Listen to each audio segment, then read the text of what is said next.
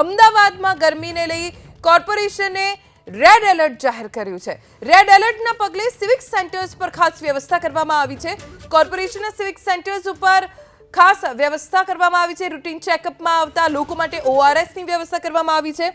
જે કોઈ રૂટીન ચેકઅપમાં આવે છે તેમને ડિહાઇડ્રેશન ન થઈ જાય એટલા માટે ઓઆરએસનું વિતરણ કરવામાં આવી રહ્યું છે।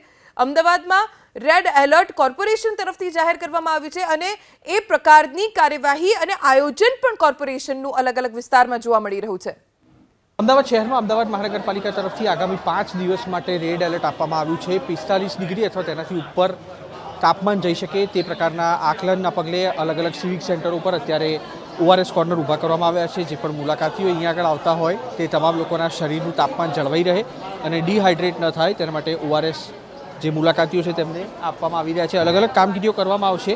આ દ્રશ્યો જે ઓઆરએસ આપતા અને તેની સાથે જે જગ અહીંયા આગળ મૂકવામાં આવેલા છે જે પાણીના તે પણ અહીંયા આગળ જોઈ શકાય છે। આરોગ્ય અધિકારી ડૉક્ટર જીટી મકવાણા આપણી સાથે ઉપસ્થિત છે, તેમની સાથે વાત કરશું। મકવાણા સાહેબ, કયા પ્રકારની કામગીરીઓ અલગ અલગ સિવિક સેન્ટર પર ઓઆરએસ મૂકવામાં આવી રહ્યા છે, કારણ શું અને કેટલો ફાયદો રહેશે આનાથી? અત્યારે હાલમાં અમદાવાદ મ્યુનિસિપલ કોર્પોરેશન દ્વારા હીટ એલર્ટ 45 ડિગ્રી ટેમ્પરેચર જે જાહેર કરવામાં આવ્યું છે એ અંતર્ગત દરેક અર્બન હેલ્થ સેન્ટરમાં ઓઆરએસ કોર્નર ડેવલપ કરવામાં આવ્યા છે। સીએચસી ચાંદખેડામાં આપ જોઈ રહ્યા છો અત્યારે મોટા પાયે જેટલા પેશન્ટો આવે છે દરેકને ઓઆરએસ ફ્રી ઓફ કોસ્ટ આપવામાં આવે છે। એને કઈ રીતે પીવાનું એ પણ સમજાવવામાં આવે છે અને ખાસ કરીને દિવસ દરમિયાન બપોરના 11 વાગ્યાથી 4 વાગ્યા સુધી 5 વાગ્યા સુધી કામ વગર બહાર ન નીકળે, જેથી કરીને હીટ એલર્ટ અંતર્ગત ડિહાઇડ્રેશન ના થાય અને અલ્ટ્રાવાયોલેટ રેઝનું જે કોન્સન્ટ્રેશન 12 વાગ્યાથી 4 વાગ્યા સુધી જે બહાર ઉપર હોય છે અને સ્કિનને ડેમેજ કરે છે,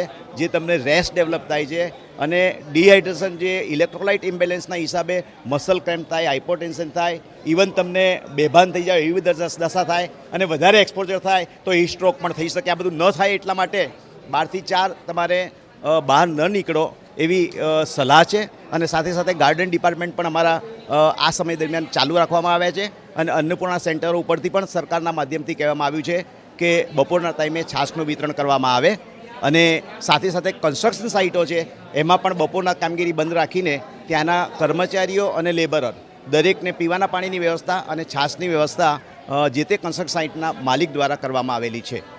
કોર્પોરેશન તરફથી આ વ્યવસ્થા કરવામાં આવેલી છે। જે જાહેર સ્થળો આવેલા છે ત્યાં આગળ ઓઆરએસનું વિતરણ અહીંયા આગળ કરવામાં આવી રહ્યું છે। જે પણ મુલાકાતીઓ અહીંયા આગળ આવતા હોય ન માત્ર સિવિક સેન્ટરો પરંતુ તેની સાથે ગાર્ડનો પણ દિવસ દરમિયાન ખુલ્લા રાખવા, તેની સાથે એએમટીએસ અને બીઆરટીએસના જંકશનો છે ત્યાં આગળ પણ આ પ્રકારે ઓઆરએસના વિતરણ કરી અને વધુમાં વધુ લોકોને જે ફરજ પ્રમાણે અને જરૂરિયાત પ્રમાણે બહાર ફિલ્ડમાં હોય તે લોકોને ગરમીથી રાહત અપાવવા માટે તંત્ર તરફથી પ્રયાસ કરાઈ રહ્યો છે। કેમેરામેન કમલેશ પટેલ સાથે કુશાંક સોની, એબીપી અસ્મિતા, અમદાવાદ।